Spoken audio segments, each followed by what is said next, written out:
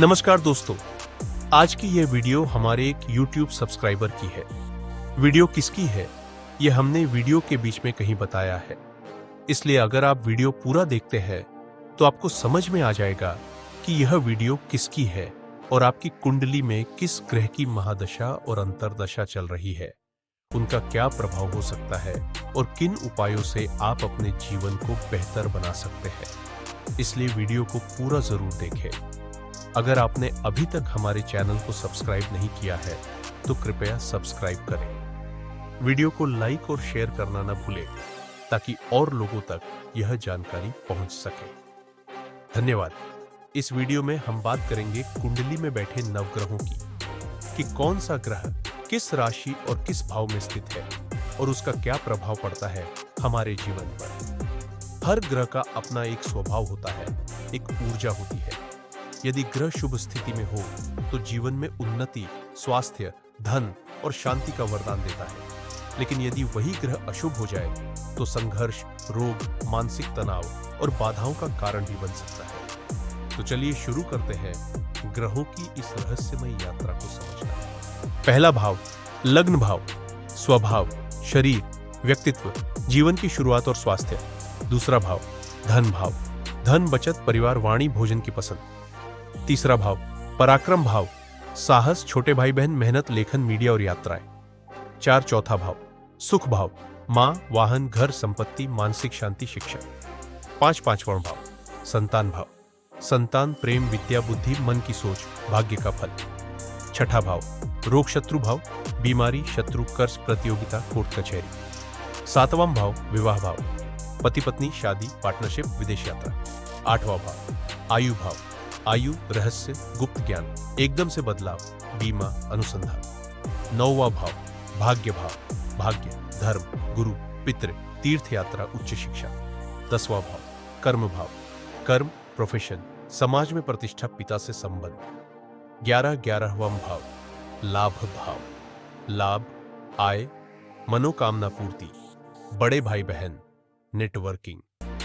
12वां भाव व्यय भाव, खर्च, विदेश, मोक्ष, हॉस्पिटल, जेल, त्याग। अब बात करते हैं इस कुंडली में चल रही शनि की महादशा की। 1 सितंबर 2010 से इस जातक की कुंडली में शनि की महादशा शुरू हुई है, जो 1 सितंबर 2029 तक चलेगी, यानी कुल 19 वर्षों की। यह महादशा बहुत कुछ बदलने वाली है। शनि इस कुंडली के 9वें भाव में विराजमान है और साथ में बैठे हैं शुक्र। अब शनि यहां एकादश भाव और द्वादश भाव के स्वामी है, यानी लाभ और खर्च दोनों ही इनके नियंत्रण में है। शनि का 9वें भाव में बैठना यह बताता है कि यह समय जीवन में मेहनत और तप से सफलता देने वाला है। भाग्य धीरे धीरे उदय लेता है, लेकिन परिणाम ठोस होते हैं। धर्म, गुरुओं और पिता से संबंधित विषयों में उतार चढ़ाव की संभावनाएं बनती है। अब बात करें शनि और शुक्र की युति की, तो यह योग कला, सुंदरता और विलासिता के क्षेत्रों में गहरी रुचि पैदा करता है, लेकिन व्यक्तिगत जीवन में थोड़ी ठंडक या भावनात्मक दूरी भी दे सकता है। इस महादशा में जातक को अनुशासन, धैर्य और संयम से चलना होगा। सफलता मिलेगी, पर धीरे धीरे।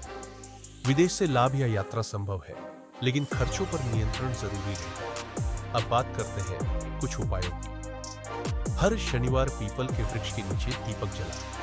शनि स्तोत्र या एयुएम शम शनैश्चराय नमः का जाप करें। जरूरतमंदों को काली वस्तुएं दान करें और जीवन में साफ सफाई और अनुशासन को अपनाएं। अगर इन बातों का ध्यान रखा जाए तो शनि की महादशा न सिर्फ स्थिरता लाएगी, बल्कि आत्मबल भी बढ़ाएगी। धन्यवाद। अब हम बात करेंगे मीन लग्न के जातक के जीवन में शनि की महादशा में राहु की अंतरदशा के प्रभाव के बारे में। समय अवधि यह राहु की अंतरदशा 13 अप्रैल 2024 से शुरू होकर 18 फरवरी 2027 तक चलेगी। इस कुंडली में राहु तुला राशि में यानी अष्टम भाव में विराजमान है। अष्टम भाव जीवन के रहस्य, अचानक परिवर्तन, संकट, गूढ़ विद्या और लंबी उम्र से जुड़ा होता है। अब शनि, जो कि इस समय महादशानाथ है, वह 9वें भाव में स्थित है और कुंडली में 11वें और 12वें भाव का स्वामी भी है। शनि मेहनत, संघर्ष और समय के साथ स्थायी सफलता देता है, पर राहु की अंतर्दशा इस दौरान जीवन में अस्थिरता, भ्रम और अप्रत्याशित बदलाव भी ला सकती है। संभावित प्रभाव जो इस दौरान आपको मिल सकते हैं: अचानक धन लाभ या हानि, रिश्तों में अविश्वास या गलतफहमी, स्वास्थ्य संबंधी समस्याएं, विशेषकर त्वचा, पेट या मानसिक तनाव, गहरे मानसिक और आध्यात्मिक बदलाव, करियर या बिजनेस में अचानक परिवर्तन। परंतु याद रखें, राहु केवल नकारात्मक नहीं होता। यदि सही दिशा में प्रयास किया जाए तो यह समय गहरी समझ, गूढ़ ज्ञान और रहस्यमयी सफलताओं का भी कारण बन सकता है। राहु की अंतर्दशा में कुछ उपाय आपको बताए जा रहे हैं जिन्हें आप कर सकते हैं। हर बुधवार और शनिवार राहु के बीज मंत्र एयुएम भ्रामरी भ्रौ सह राहवे नमः का जाप करें। शनिदेव की उपासना करें। शनिवार को काले तिल और सरसों के तेल का दान करें। चांदी की चेन या चांदी का कोई आभूषण धारण करें। जरूरतमंदों को नीले या काले वस्त्र का दान करें। सारांश: यह समय आपके धैर्य, संतुलन और सकारात्मक सोच की परीक्षा लेगा। जितना आप भीतर से मजबूत होंगे, उतनी बड़ी सफलताएं छुपी हुई मिलेंगी। तो डरिए नहीं, तैयारी कीजिए और इस अंतर्दशा को एक शक्तिशाली बदलाव का जरिया बनाइए। मीन लग्न में लग्नेश गुरु बृहस्पति, सप्तम भाव में मीन लग्न में लग्नेश बृहस्पति होता है। जब बृहस्पति गुरु सप्तम भाव कन्या राशि में स्थित होता है तो इसका जातक के जीवन पर विशेष प्रभाव पड़ता है। मुख्य प्रभाव संबंधों और विवाह पर प्रभाव। लग्नेश सप्तम भाव में होने से जातक का ध्यान संबंधों, विवाह, साझेदारी और समाज की ओर अधिक रहता है। ऐसे जातक सामाजिक रूप से प्रसिद्ध हो सकते हैं और लोगों के बीच उनकी पहचान बनती है। व्यक्तित्व और स्वभाव। जातक स्वतंत्र विचारों वाला, आत्मनिर्भर और कभी-कभी अंतर्मुखी स्वभाव का हो सकता है। उसे अपनी स्वतंत्रता बहुत प्रिय होती है और वह दूसरों की सलाह या हस्तक्षेप पसंद नहीं करता। वैवाहिक जीवन।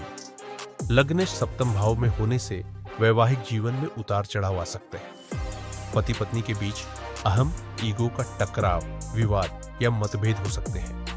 यदि बृहस्पति पीड़ित हो तो विवाह में परेशानियां, पत्नी के स्वास्थ्य में समस्या या संबंधों में दूरी संभव है। विदेश यात्रा और स्थान परिवर्तन। सप्तम भाव में लग्नेश होने से जातक को अपने जन्म स्थान से दूर या विदेश में रहने, बार बार यात्रा करने या विदेश में बसने के योग्य बनते हैं, विशेषकर अगर सप्तम भाव में द्विस्व भाव राशि जैसे कन्या हो। सामाजिक प्रतिष्ठा। ऐसे जातक समाज में प्रसिद्ध, सम्मान और पहचान प्राप्त करते हैं। वे अपने क्षेत्र में जानी मानी हस्ती बन सकते हैं। विशेष बातें: अगर बृहस्पति शुभ और बलवान हो, जीवन में स्थिरता, प्रतिष्ठा, विवाह में सुख और साझेदारी में लाभ मिलता है। अगर बृहस्पति पीड़ित या पाप ग्रहों से ग्रसित हो, वैवाहिक जीवन में समस्याएं, पत्नी के स्वास्थ्य में बाधा या एक से अधिक संबंधों की संभावना हो सकती है। संतान और धन। बृहस्पति की स्थिति अच्छी हो तो संतान सुख, धन और व्यापार में उन्नति होती है। निष्कर्ष: मीन लग्न में लग्नेश गुरु का सप्तम भाव में होना जातक को सामाजिक संबंधों में केंद्रित और प्रतिष्ठित बनाता है, लेकिन वैवाहिक जीवन में संतुलन और समझदारी जरूरी है, खासकर अगर गुरु पीड़ित हो। जातक को अपनी स्वतंत्रता और अहम को नियंत्रित रखना चाहिए ताकि संबंधों में मधुरता बनी रहे।